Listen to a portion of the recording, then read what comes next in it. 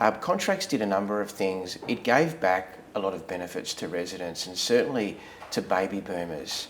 We introduced the new contracts in 2021, and coincidentally, the oldest of the baby boomers turned 75 in 2021, and our average entry age is 75. So it's pretty timely for us to think about what does the future hold, what do we need to be delivering. Baby boomers don't like a one-trick pony. They want choice. They want flexibility. So we thought we had this DMF model, which was really developed 50 years ago. You pay less at the beginning, and you'll pay on the way out, and that was the DMF. And it was good for people that were looking for an affordable solution. But when you think about the baby boomers are the richest cohort in Australia, right? They're the wealthiest generation in Australia. They control, collectively in aggregate, something like $4.2 trillion in Australia, right? They're very wealthy. But they're also, 65% of them are still pensioners, which means that most of their wealth is caught up in the family home, which we all know. Okay. So we've got some structural issues in Australia where downsizing is really hard for retirees because if to do so and they end up with a bit of capital in their pocket or cash in the bank, they get penalised. And so to treat everyone like they need an affordable product is not right. So we introduced contract options which gave them the option to pay more upfront,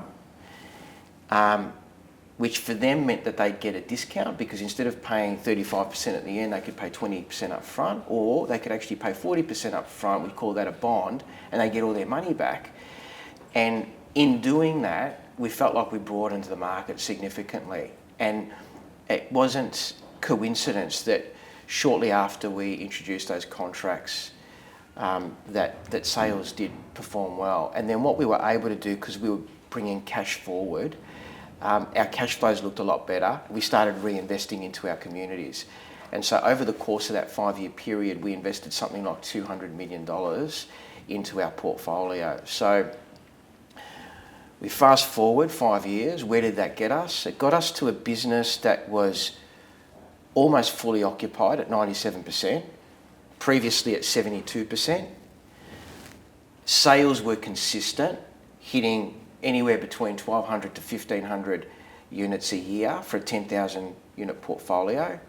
And that translated to a cash yield of around 6% per annum. And I have to pause there because people talk about discount rates, they don't talk about cash. And when investors are looking to put money into a business, they need to pay debt, they need to pay themselves. Cash is important. And the structural issue with the old DMF model was that it was long dated, and a lot of our competitors, in fact most of our competitors, are still sitting at a sub 3% cash yield. So when you look at why did Aveo get to where it got to, why did it become the largest direct real estate deal in Australia, it's all of those things, but you can't discount that the cash yield was a good return for investors, but the positive cash flow that Aveo has generated in the new contracts in bringing cash forward, we've been also able to reinvest into our communities, and our residents have come out of it happier. Let's talk about sort of the appetite now for capital investment in retirement living. I mean, how would you describe the availability of capital? Is it deep? Is it more cautious? Or is it just more selective? Look, the interest in the Aveo transaction was deep. So there was a fair bit of interest there at different price points. All price points that were positive, but different price points. People are still cautious on the sector because, to be honest, this was the first real estate deal or industry deal on the world map that put retirement living on the radar of institutional investors. and made it an institutional asset class. Up until then, people have been acting with caution. So I'd say people look, but not too many people have transacted because they've been cautious on the model. The model is not something that overseas investors are used to. They're used to rental models. You see a lot of that in the US and Europe.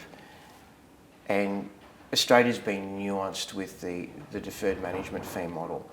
And what we tried to do through the sale process is educate investors that, well, we aren't the DMF model anymore.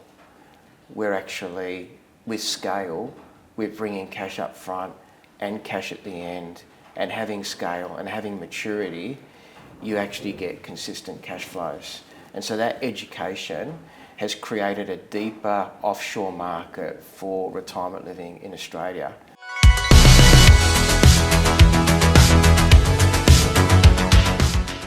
I would love to see Australian superannuation funds invest in the Australian retirement living industry. The reason why I believe that they should invest is it's undeniable that the next decade belongs to sectors that meet essential human needs: housing, health, and ageing.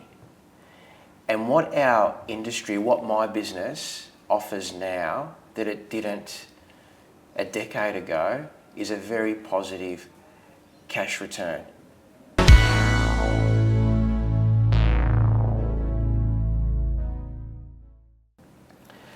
Government doesn't get the sector like the sector gets the sector.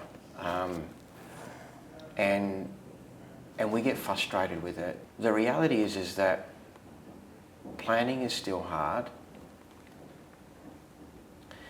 There are disincentives for people to downsize, not incentives.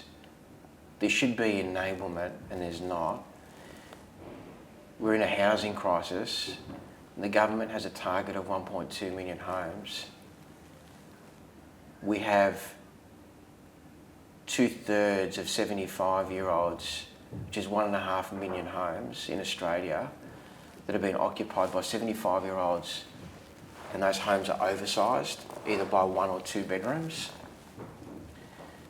What I can't understand is that if we have a housing target of 1.2 million homes, for me that just translates to you build 2 bedrooms for 600,000, but you release 4 bedrooms back into the market, which if you net that out, it means that instead of spending $300,000 per bedroom to hit our national housing target, why don't we spend $150,000 per bedroom through the enablement of downsizing to retirement living communities?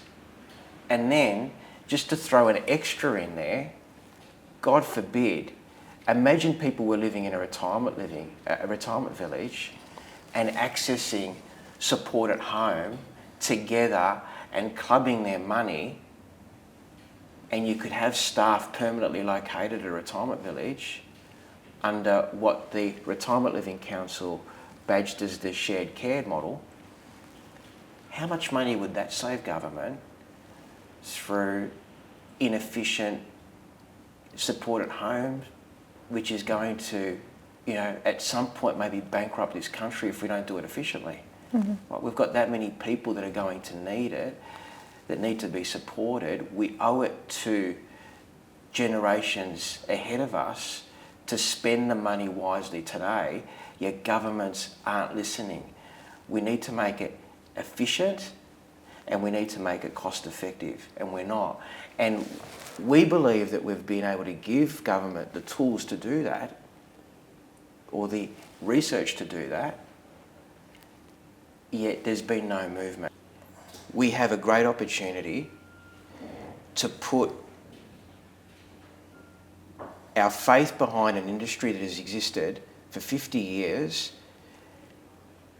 and had many trials and tribulations, where we can deliver purpose-built accommodation for seniors to help them thrive in their older years through support, activation, and a lifestyle that they deserve.